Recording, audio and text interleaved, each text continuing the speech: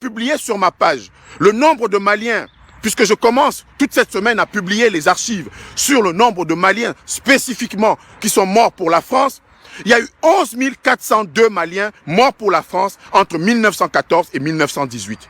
J'ai vu que Mme Le Pen a publié le chiffre de 54 morts depuis l'opération Serval en 2012.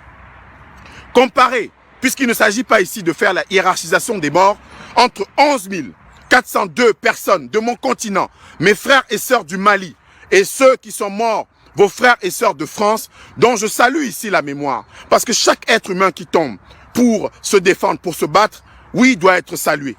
Chaque être humain qui perd la vie, oui, on doit avoir de la compassion, monsieur Dupont-Aignan. Mais vous n'avez la compassion que pour les vôtres. Vous n'avez pas la compassion pour les nôtres. Vous n'avez la compassion que pour vos frères et sœurs de France. Vous n'avez pas la compassion pour les Africains. Ceux qui ont été massacrés le 1er décembre 1944 à Tiaroy parce qu'ils réclamaient le quart de leur prime de démobilisation, démobilisés parce que noirs, démobilisés parce que africains, démobilisés à la demande des Américains, pays ségrégationnistes d'alors, qui ne voulaient pas de noirs dans les rues de Paris à la libération en 1945. Voilà des personnes qui sont mortes pour la gloire de la France. Voilà des personnes qui sont mortes pour sauver la France. Voilà des personnes qui sont mortes pour que vous, monsieur Dupont-Aignan, ayez la possibilité d'être un homme politique, d'être un énarque, d'être un député, d'être un homme, bref, qui apporte à son pays. Voilà des gens qui n'ont pas perçu leur indemnité, qui ont été massacrés par des généraux français, qui ont été massacrés en utilisant d'autres Africains pour les tuer en décembre 1944. Voilà des Africains dont, parmi les 11 402 Maliens, il y a eu 8 200 qui ont été identifiés. Mais monsieur Dupont-Aignan, il y a 2 899 qui n'ont pas été identifiés.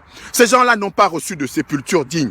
Ces gens-là n'ont pas reçu un deuil digne à l'africaine ou tout simplement dans les rituels qui se passent dans tous les pays du monde. Revenant à la question économique et financière, j'ai entendu parler de suspension ou d'annulation des transferts d'Africains faits à leur pays. Monsieur Dupont-Aignan, je vous propose de proposer une suspension, une annulation du rapatriement des bénéfices des entreprises françaises comme celle de M. Bolloré et d'autres.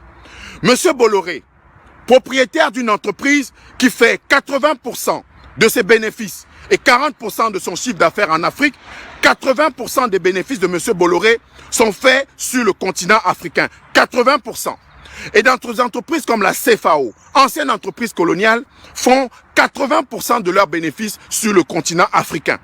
Autrement dit, je propose, puisque vous avez souhaité que les Maliens de France soient exposés manu militari, je propose, monsieur Dupont-Aignan, que tous les Français, monsieur Dupont-Aignan, vous ne voulez pas respecter les hommes, les êtres humains, vous ne voulez pas respecter l'humanité, vous ne voulez pas respecter vos frères et sœurs d'Afrique. Eh bien, monsieur Dupont-Aignan, donc allons-y dans votre discours haineux. Allons-y dans votre discours de ressentiment. Dites-moi, si aujourd'hui, les bénéfices de monsieur Bolloré ne sont pas rapatriés en France, est-ce que CNews existerait?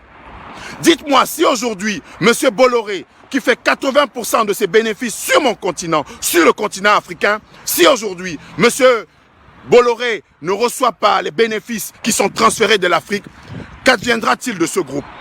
Je parle de M. Bolloré comme d'autres entreprises françaises.